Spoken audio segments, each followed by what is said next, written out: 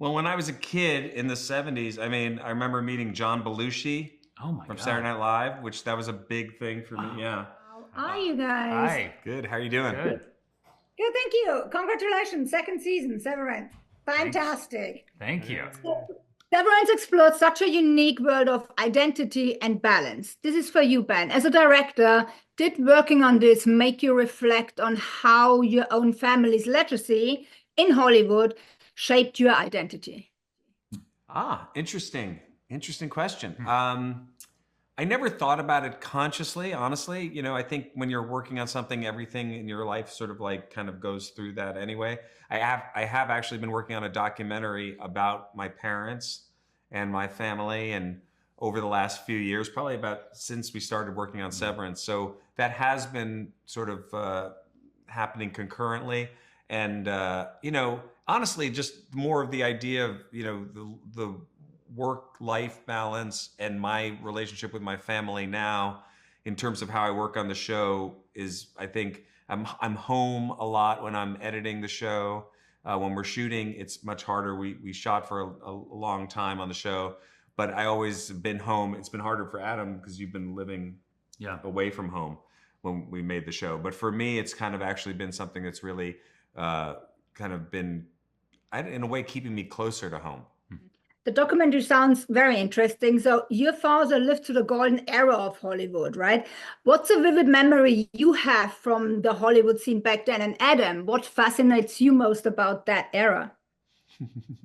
I mean, for me, I have just great memories of going on sets with my parents when I was a kid and going out. We lived in New York, but my parents would go out to Los Angeles to work and going to Paramount Studios or Universal Studios and being able to walk on the set of a TV show, go to the set of like the Brady Bunch, or see William Shatner, that like in person while he was working on a series. That to me was the most exciting thing as a kid, for sure. Yeah, I grew up in the 80s, so all I was interested in was television and movies. I didn't care about anything else. And so, my wife and I have a company, we have an office on a lot, and I take a walk every day and go visit the New York street scene that's on this lot. I just love walking down a fake New York street. It does not get old for me. And I love walking by like where Rhoda was filmed and Seinfeld. I just can't believe it's all there. I was on that Rhoda set. I know. It's crazy. You visited your mom on Rhoda. Yeah, sure. And when I was a kid, I went on the Universal Studios tour with my dad, and I remember we saw Ernest Borgnine because he was filming Airwolf, and he was walking just to his trailer or something in his Airwolf costume. And I remember he just turned around and waved to the bus, and I couldn't believe it. He's right there, and I still have that fascination I still love just walking onto a set and being like, this is fake. This is not a real office. This is built on this stage. It's still incredible to me. So Ben, real quick for you, what unforgettable superstars did you meet when you were a kid? And for both of you, Hollywood has changed so much over the years. And what do you miss about it today for you, Ben, and for you, Adam?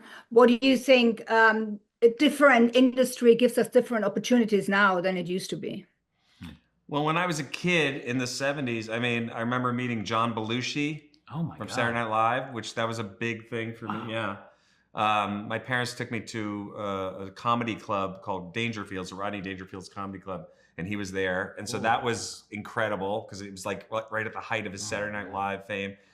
Charlton Heston, when I worked as an intern on a talk show, I walked Charlton Heston to his car. Wow. Those are like two big ones I'll always remember as a kid. Wow. Pretty amazing. That's pretty good. Yeah.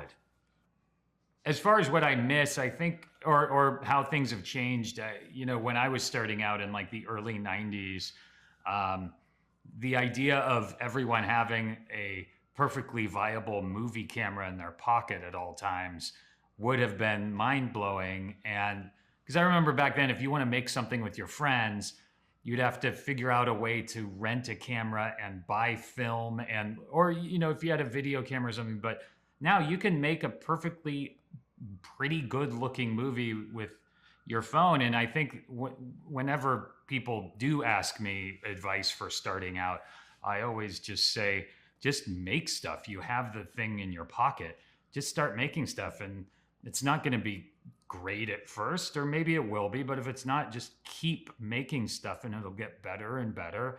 And then if it gets really good, people will notice. And like, you have the tools right there. Just why not use them? Thank you so much. Congratulations. Thank you. Thanks Nice a lot. talking to you. It was fun.